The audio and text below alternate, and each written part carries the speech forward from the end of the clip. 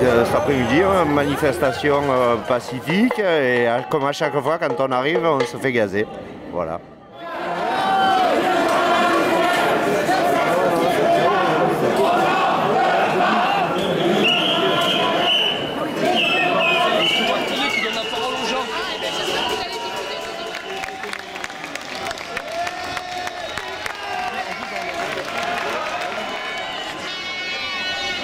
J'ai l'impression que les gens sont toujours aussi motivés. Moi, si tu veux, j'ai passé une partie de la manif là à faire des interviews de gilets jaunes pour faire des portraits des gens et ensuite les dessiner et leur mettre des petites bulles pour dire les revendications principales qu'ils ont et faire des collages en ville pour donner un peu plus de visibilité aux individus en fait.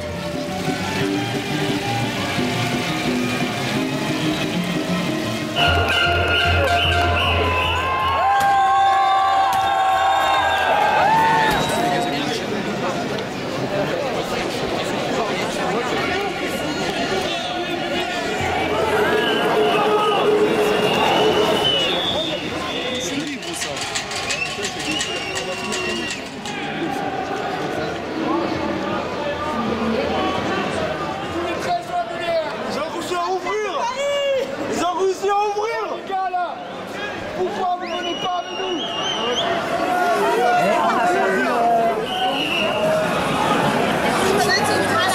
Dans le gaz contre eux. C'est très bien. Oh là là. Bah vas-y pas.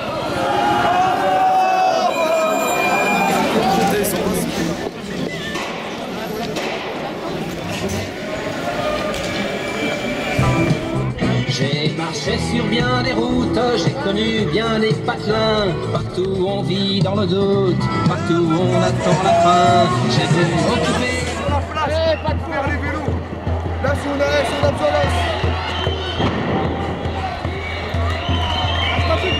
Et bon café les couses, hein. Et bonne chicha. Je pense qu'on est en dictature, je pense que tout le monde est d'accord. Et je pense que la façon dont Éric Drouet il a été arrêté à Paris, ça le montre, mais très clairement. Vous savez, pendant la Révolution française, il y a un révolutionnaire qui s'appelait Drouet, et c'est lui qui a arrêté le roi à Varennes, c'est lui qui l'a reconnu, c'est grâce à lui que tout a pu s'en suivre après. Et je pense que l'arrestation d'Éric Drouet, dans notre cas, je le vois un peu pareil, comme le début du mouvement. Je suis là depuis 14 heures. Et aujourd'hui, on est déterminé, quoi, voilà. Hyper déterminé, comme tu peux le voir. Ça faisait longtemps que j'avais pas vu Montpellier comme ça.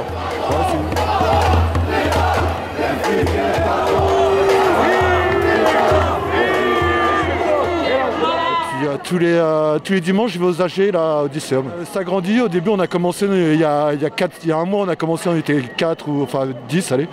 Là maintenant, on est plus de 250. Voilà. Et puis c'est tous les groupes en fait de partout de Montpellier qui viennent, etc. quoi. Voilà. Et on se retrouve là-bas et on prend des décisions pour les actions à mener. Et puis ce qu'on veut dire. Quoi. Écoute, à un moment donné, il y aura bien des deux côtés qui lâchera et le peuple est plus nombreux, donc ils ont les milliards et on est des millions. On est normand, ouais. Et en fait, je croyais que c'était un gars de chez nous.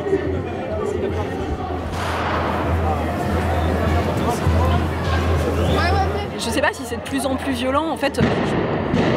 Je pense que à force que... les gens sont pas violents à l'origine, mais si tu vois ta femme, ton fils ou un pote se faire mal par quelqu'un, tu deviens agressif parce que t'as peur et que ça te met en colère. Et je pense que la colère, elle vient de l'agression en face. En fait, les gens au départ sont pas violents. Enfin, c'est toi, c'est moi, c'est des gens normaux qui ont peut-être juste pas envie d'en écoute, quoi. Mangez tout.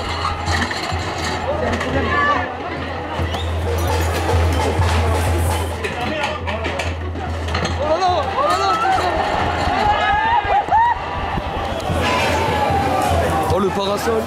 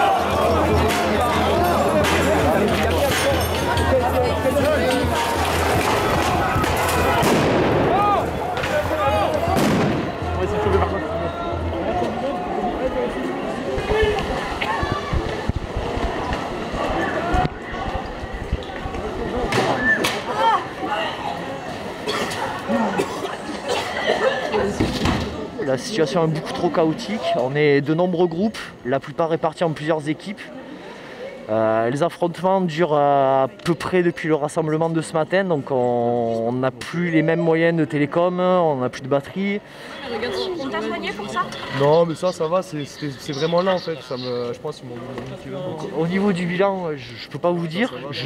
À mon avis, il va être lourd, plus lourd encore que la semaine dernière. J'avais commencé à venir aux manifs avec un gilet jaune, en tant que gilet jaune, et au fur et à mesure de la montée en intensité de la répression, on s'est dit qu'il fallait absolument qu'on s'organise, surtout qu'on a souvent des cas où les forces de l'ordre retiennent les équipes de secours des pompiers. Il y a de tout, ça peut aller du passant qui ne s'attendait pas à ce qui lui arrive dessus et qui a juste besoin d'être réconforté. Il y a beaucoup de problèmes oculaires ou respiratoires vis-à-vis des gaz utilisés. Aussi pas mal de tirs de flashball, en particulier sur les équipes de secouristes. Ce matin, un évacué par les pompiers devant la gare. Je sais qu'il y a eu un deuxième blessé, je ne sais pas comment il a été géré. On a eu un autre manifestant qui a reçu un tir de flashball à l'oreille, là aussi à la gare, mais cet après-midi. Qui présentait un saignement interne de l'oreille, donc un cas assez grave. C'est compliqué, voilà. On ne peut pas savoir parce que ça part, et en fait on est en train de soigner quelqu'un, il y a déjà d'autres personnes qui viennent demander des soins, donc on n'a pas le temps de noter, de savoir exactement ce qu'on fait, c'est beaucoup.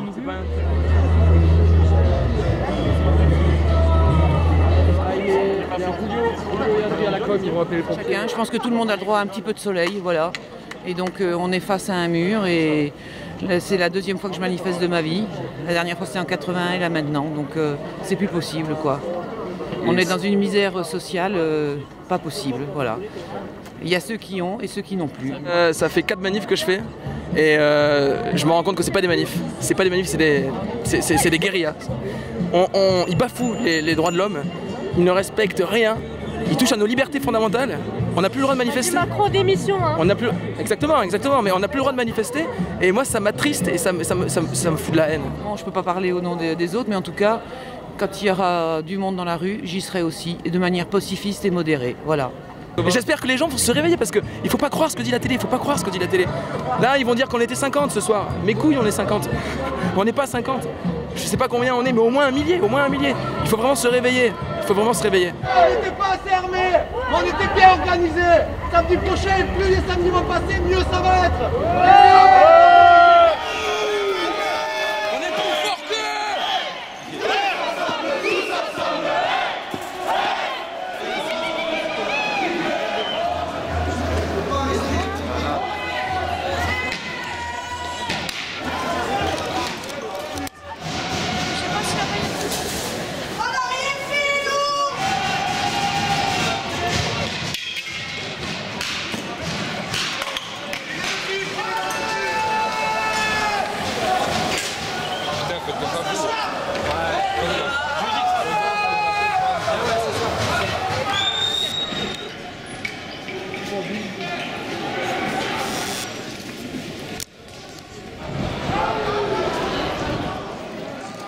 Il faut pas lâcher parce que là c'est une chance qu'on a de se soulever contre ce gouvernement qui me donne envie de vomir, comme les lacrymos.